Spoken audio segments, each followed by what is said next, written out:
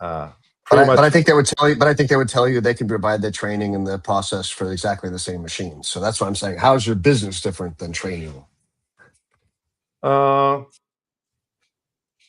what we are doing right now, pretty much we are not facing any competitors. Maybe it's a South American, Latin American market, and has not reached to United States. But the customers that we are trading from Mexico to Argentina, we are not replacing any solution. We are bringing something that it's never been done. So we didn't have any kind of difficulty with a competitor, pretty much. Got it. Okay. Another area that I worry about. I mean, obviously, I think the results that you quoted there are fantastic, Marcos, and obviously you're addressing some real needs. One of my concerns is that knowledge today is transitory, and what you need to know today is changing by tomorrow. And I think one of the other judges had made reference to that. How do you keep your content real time? It's not necessarily your problem; it's your client's problem as much as it is anybody's. So it's not a criticism of you or the model, but just rather a challenge in that space. Because as soon as the content is stale, then by definition, what you're doing is stale, right? And so I think that the transitory nature of knowledge is a concern of mine. And the other is that a lot of these tasks are going to be done by agents and robots soon, sooner than I think most people think. So, I think I would maybe think about broadening out from just the physical to maybe other areas too. And one idea that I had for you was I would create a bot that goes into somebody's corporate systems and finds the biggest problems, the biggest frictions, the biggest errors, mistakes, deviations from standards, whatever, and maybe help the company figure out, well, okay, I know we need training, but where, aside from whatever the red hot fire issues today, here are 10 more that maybe you wouldn't even be on your list that you really need to be doing that we can help you with, kind of thing. And with AI today, kind of let it loose in some of these systems, find that, help them prioritize that. It might be an interesting way for you to help create further differentiation, and maybe find a way to stay ahead of that changing knowledge base. Because otherwise, again, I think I worry that the video becomes stale pretty quickly in many areas of business. Maybe not some of the ones you're focusing on now, but still, product, process, companies' process can change. So I was just curious, And I think me that's and something you might Steph want to would look have at. probably loved to have seen a GTM moat, like a system that shows how you have a moat GTM wise. How did you acquire these big logos? And that can be proprietary, that can be your moat. Even if your tech is not a moat, your GTM can be a moat. Steph, thanks for the feedback. We're going to go to Varun. Marcos, you're frozen, by the way. So yeah, Varun, what are your thoughts while Marcos unfreezes? Fortunately for me, everybody else has covered it, so I can actually yield back to somebody else who has maybe a couple of more questions. What are you saying? Sorry. I said, fortunately, everybody asked the same questions. Okay. Thanks, dude. We're just gonna go to Aparna then. Aparna, are you ready? I've been ready. All right, let's go. Try sharing your screen so that we can hear about SpotOn, which is a fascinating company.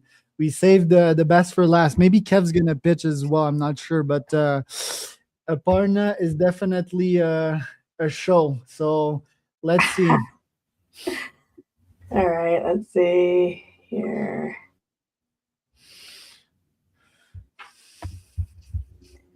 There we go. You have the stage, ma'am. Great. Hydrant. Got places to go. Is this car really picking us up? That was easy. Where in the world are we going? Oops. Sorry, that got cut off. Can you guys still see my screen? Nope. Try sharing it again. Hold on. Share screen. Share screen. Hurry up, the VCs are leaving. Share. All right, we'll skip the video and go right to the Go presentation. right in the deck. Yeah. Yeah, Hey guys, there you my name go. is Aparna. I'm the founder and CEO of SpotOn. We are the premier ride-hailing marketplace for pets and the people who love them. We are servicing all 5 boroughs of New York City, parts of Long Island, parts of Connecticut, and New Jersey. Currently, we did about 17 million in sales last year, dominating New York. What's the problem? Well, you really can't get into an Uber or Lyft. Although Uber has Uber Pet, we actually have a matching system that matches the driver to your specific request. Meaning, if you had 3 dogs, we'd make sure that the driver's okay with dogs and has a car big enough. All our drivers are vetted to be pet friendly and also vetted through the animal cruelty database. So we know if they didn't kick a dog and got arrested for it. And our drivers go through extensive training before actually getting on the road.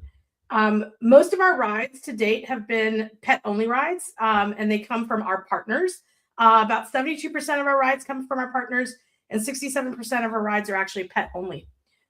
We have a huge market potential. I mean, if we dominate the world, which the pet market is about, a sizable market, even if we take a small percentage of it, we're going to be a $1 billion business. So we are we can be highly profitable. Currently, we pay our drivers 80% of the fare, which is much higher than your Uber and Lyft, but that's because we're still kind of competing with them for drivers. Once we get a bigger footing in the market, we're definitely going to reduce that, especially when we get into our next market, which is going to be Austin. We're definitely going to reduce that driver payout to be more around the 62% range. And yeah, so we have been dominating New York, and we're looking to expand into Austin, Atlanta, and Seattle within the next year and a half. And then after that, another couple of cities. But the raise that we're doing is about $3 million, led by me. I'm the founder and CEO. My co-founder, John, he's been in tech forever. And we just brought on board one of our investor advisors, Jeff, as our chief business officer. So we're raising $3 million on a safe with a $15 million cap. And most of it's going into expansion. As I said, we got 3 cities that we want to hit. And we are ready to take what we've done in New York and put it to work in other cities. Our B2B2C approach has been working really well. As I said, partners that we work with have been using us, and you don't necessarily need an app to be one of our partners, because you can actually use our online platform and book rides for your clients and get them into your office. So if you're interested in talking to me, I know this was like a really abrupt version, but I'd love to talk to you in more detail about what we're doing and how the raise is coming. Thanks, Aparna. So we're going to have Ari up next. Ari, any thoughts on Aparna's business? So I just want to clarify, because I was a bit confused if I probably heard wrong, because it's quite late my side of the world. You said you've done 16 million and then now you're raising 3 million. I don't know if that was what I heard. And then I'm trying we closed with 17 million actually in 2025, as 16 million in 2024. That's gross, not net revenue. And I'm happy to get into finer details on where our revenue falls. But the $3 million raise is on a $15 million cap. So if that's what you missed. Okay. I'd like to discuss it further, because I think you got a very good product. Is it done through do you have like a reference system? And that comes to mind, like, I know you want to spend a lot of money on marketing, but if you could get people to refer, it might be a cheaper way of growing your business. Yeah, right now, actually, our focus is the B2B2C approach. So we've partnered up with a lot of vets through, again, the referral process. Vets can use our service, refer our service to their clients, either directly and say, hey, here, use this coupon code, use this, like, here's a flyer. Or the bigger one is they actually embed the cost into their bill when they bill the client. So say, for example, you your dog has to go in for surgery. And they'll just say, hey, you know what? We have a service. We'll pick your dog up. We'll bring it to the office, and they'll charge their client. We can do the billing either way, either bill the client directly or bill the business directly. Very impressive. Thanks for the quick. And just so you know, we're partnered up with Google. We had partnerships with Petco and Purina, so we've hit some of the big dogs. There you go. Big dogs. Big dogs. Ron? I really don't have a lot to say. It's pretty nice. As someone who started a pet food company, I definitely see the markets there. It looks like your pricing's a little higher than an Uber or Lyft would be. Correct. I wonder if your adaptability for your total addressable market really is that strong in every city. But the number of pet owners who really will do anything for their pets is rising. So, I think it's great. There you go. Yeah, and I mean, you bring up a good point with our price point. We equate it to Uber Black. That's the best way I can say where our pricing is. And we do hope to offer a different line of pricing. Mm-hmm.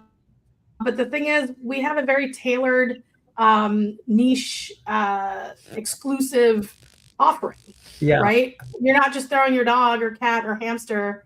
What I would say is I would look deeply into the case where some people are offering rides for kids with certified drivers. Yeah. I haven't seen those explode in the way that yours is. Maybe because people love their dogs more.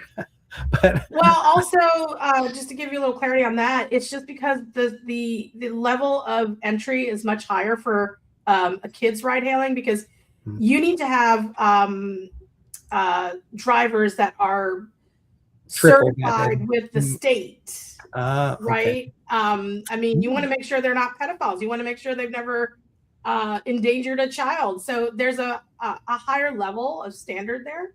I would just say it's a lot more expensive. I wouldn't necessarily. Right. It sounds like, our people can do anything to your dog. So, you don't necessarily need to go into details, but that's a great answer. Okay, let's go to the next investor because I know we're on time here. Steph, any thoughts on Aparna's business? Well, I got my German Shepherd baby lying next to me here. So, I think you're in a great spot, and you're coming to Austin, and I'm sitting in Austin. So, well, hey, get on over here.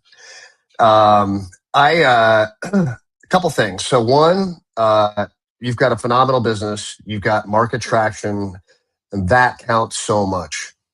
I think you take away from the power of your pitch by the fact that the way that you expressed the money it was kind of unclear and confusing, right? So you took something that was super strong and then you muddied it up to where nobody really understands exactly what's going on. It's like, and I think that just like shooting yourself in the foot, right? You've worked really hard to build that momentum, work with your CFO, or happy to help you, but, find a crystal clear, undeniably, clear way to communicate it so that everybody on here understands exactly what you're talking about, will serve you so much more powerfully.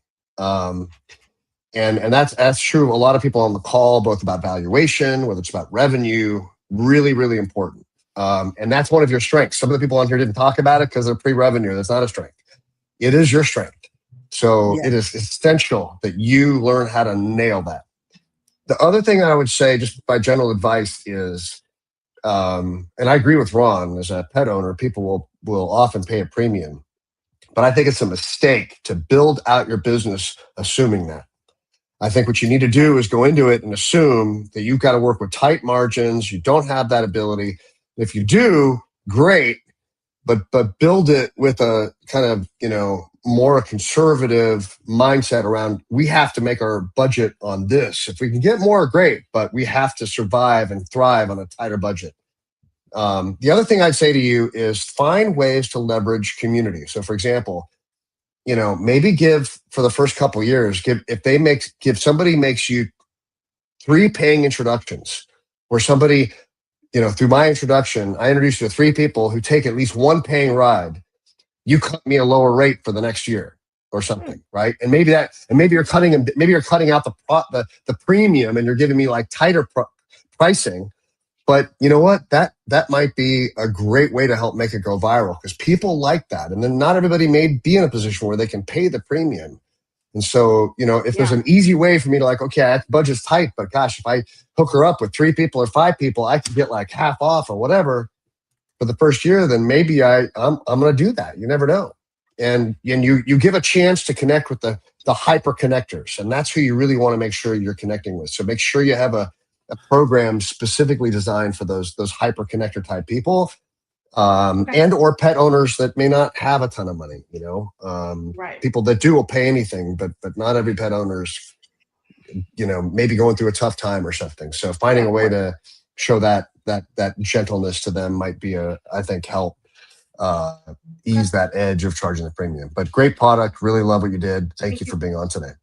Any quick replies on that before we go to final judge, Aparna? Yeah, really quick. We do have a philanthropic arm. I love all these feedbacks, and I'm going to take them into account. But we do have a philanthropic arm. So we work with a lot of rescue organizations and shelters. And if you use a coupon code from one of our rescue partners, they get a free ride in the bank. So to use in the future. And this could be to take them to the foster pet to a vet, or to find its forever home, or to its forever home. And what we're looking for really is a partner that can help us fund that project more. Because right now it's just coming out of our pocket. But I love that, referral idea of, getting them into using us more by saying, hey, we'll give you a discount for a year, 6 months, whatever, 8 months, 9 months. Perfect. Varun, your last. Close the show. Make it worthy. Yeah. So, I have 14 cats in my house right now. So 14? 14 what? 14 cats in my house. Not by choice, but because I'm a good human being and I care for animals generally. But for the longest, I still couldn't understand the biggest value prop here. But hey, you don't have to justify that. You already have 17 million in revenue in the last year, correct? My question then is, why are you raising 3 million and not 30 million? Maybe not 30, but let's say maybe 15 million, maybe 10 million.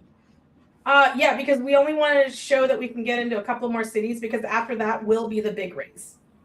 This will be our opportunity to rinse and repeat 4 cities into 20 cities, into international.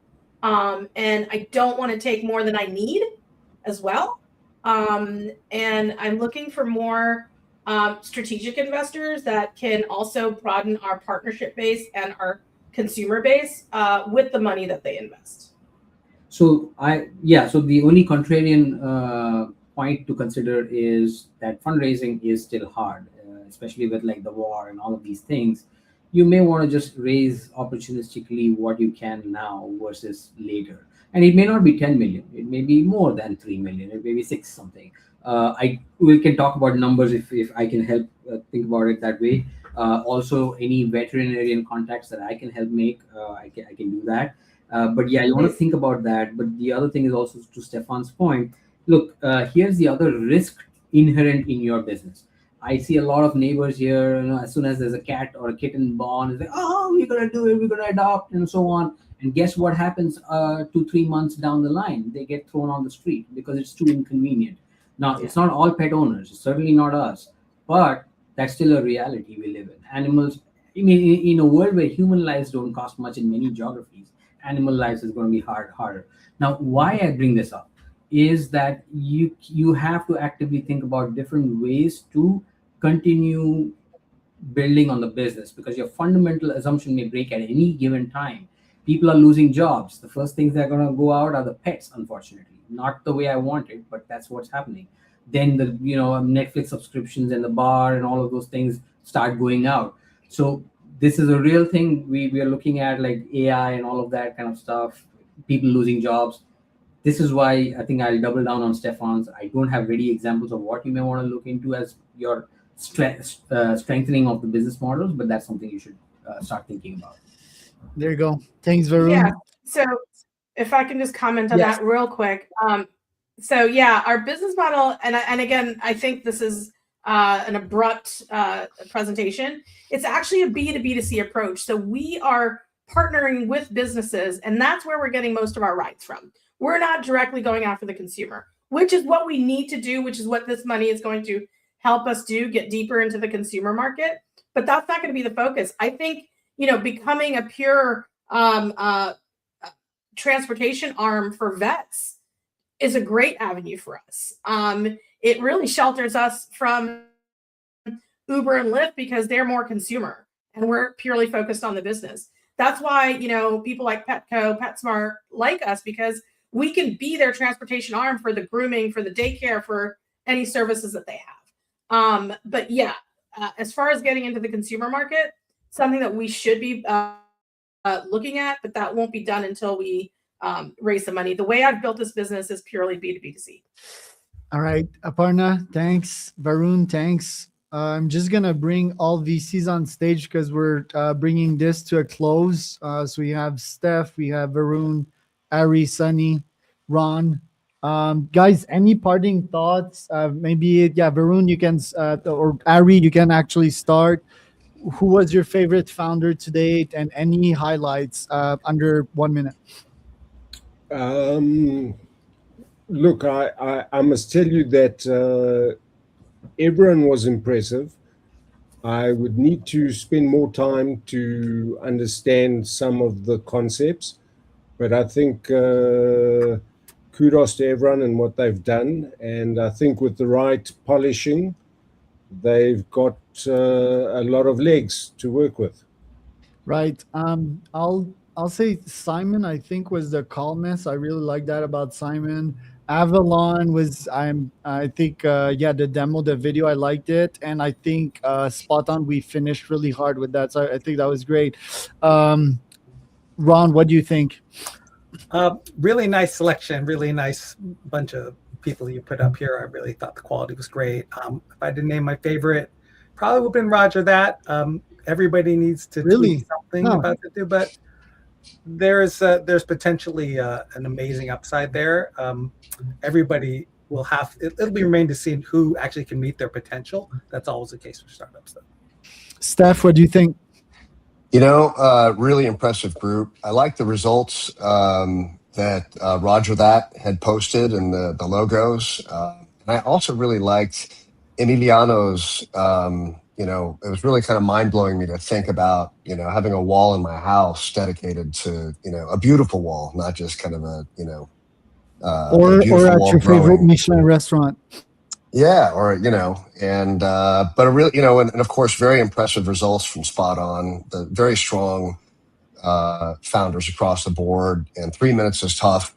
So hats off to everybody for having the courage to take on that challenge today. And I also appreciate the comments of the other judges. I more than once was thinking, kind of nodding my head in anonymity behind the screen, going, "Yep, I agree with that."